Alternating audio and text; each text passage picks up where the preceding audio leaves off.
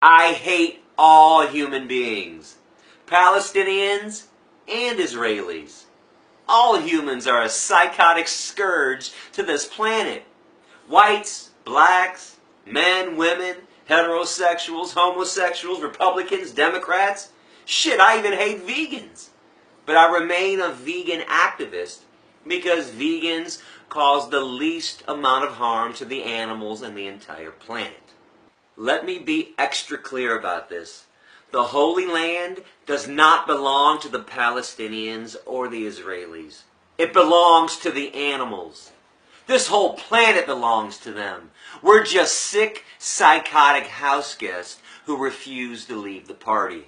I'm actually amazed that anyone would think that I would stop preaching animal liberation in any country because of some human conflict. Animal liberation comes first in my eyes. Incidentally, about that battle that white people had with natives over America, it never belonged to either of you. This land belonged to the buffaloes, the squirrels, the deer, the bunny rabbits, and all the other creatures way before our psychotic, selfish species started raping and destroying it. Human rights activists actually travel to the Gaza Strip to build chicken coops. So who's the real prisoner? Who's the real victim? Who's got it bad?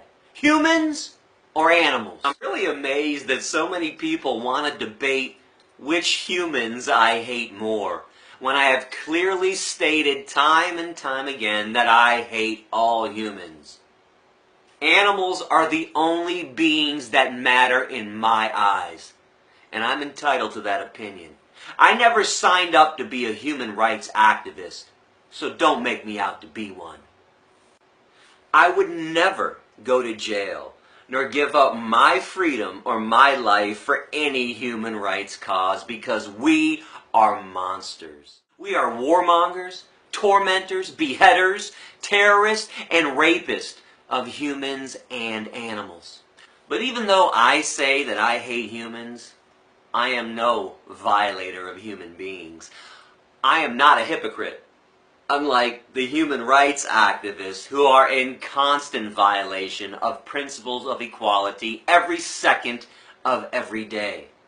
Shit, I even buy 100% fair trade clothing as of 2013. And I'm a misanthrope. So for all the people who condemn me because I won't side with the Palestinians, nor support human rights issues any longer, I bet my life that 99% of you don't even buy fair trade. The hatred that I have for humans is my hatred. And I'm entitled to feel this way because of what my species does to animals. When oppressed humans are no longer in full violation of their principles, then I might show them some compassion. But right now, if you have no compassion to animals, you deserve none in return.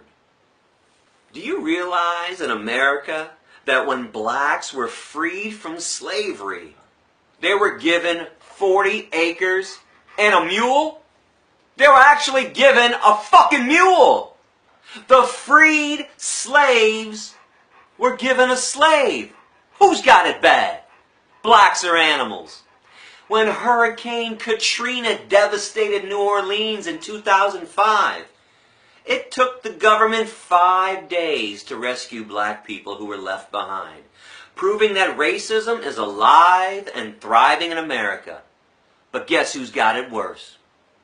If black people tried to get on a rescue helicopter with a dog or a cat, they were forced to leave the animal behind. It took 2 weeks for the government to allow us to go in and rescue the dogs and cats. Who's got it bad? Blacks or animals? But this student actually said that animals were living like kings and queens. Yeah, too bad it's like Burger Kings and Dairy Queens. To prove how stupid her comment was, I asked her what she had for breakfast. Cow flesh, black flesh, or Jew flesh? What was her shoes made of? Cow skin, black skin, or Jew skin? No one has ever suffered like the animals.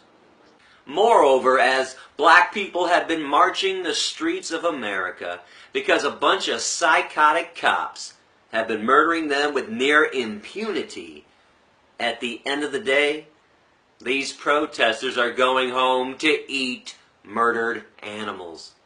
They are treating the animals in the same vile, disgusting way that the cops treated Eric Gardner, Freddie Gray, and the others.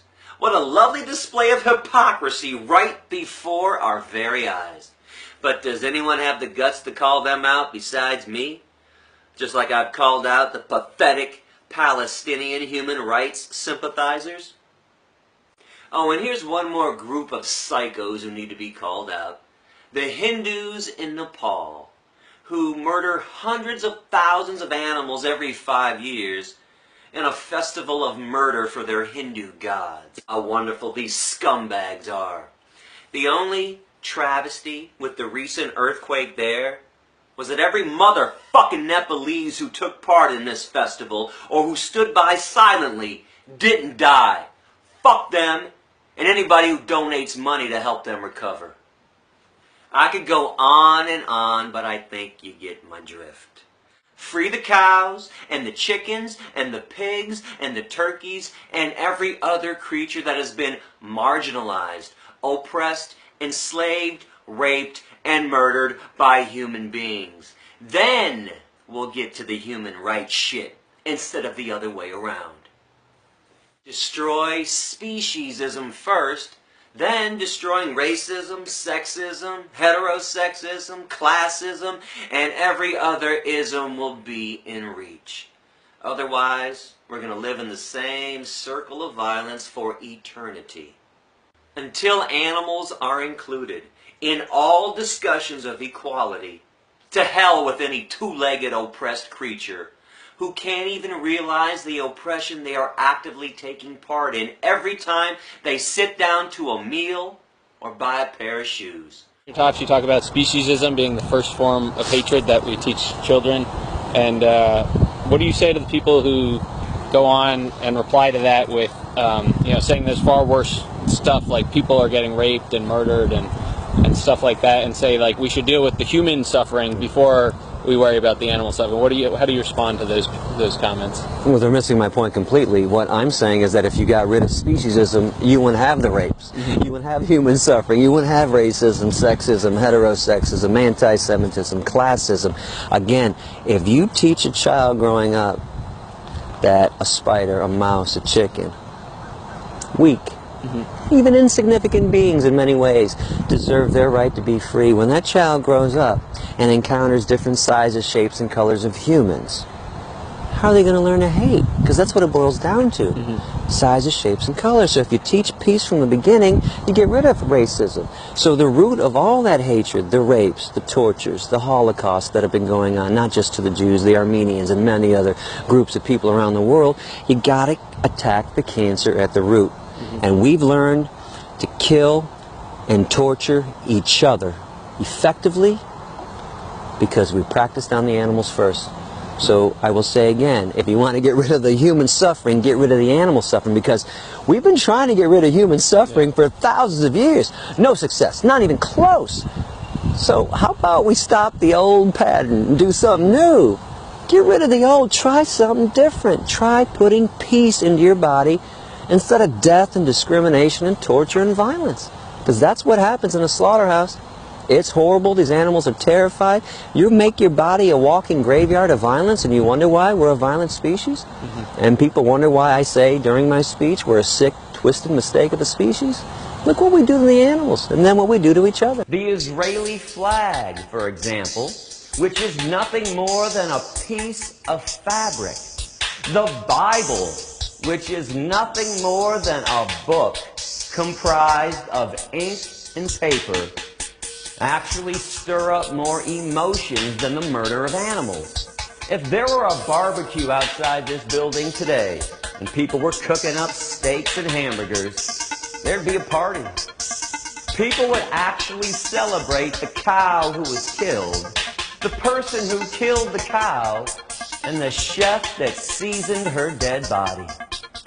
But if someone poured gasoline on the flag or the Bible, struck a match, set it on fire, Lord have mercy. One struggle, one fight, animal liberation. Fuck human rights.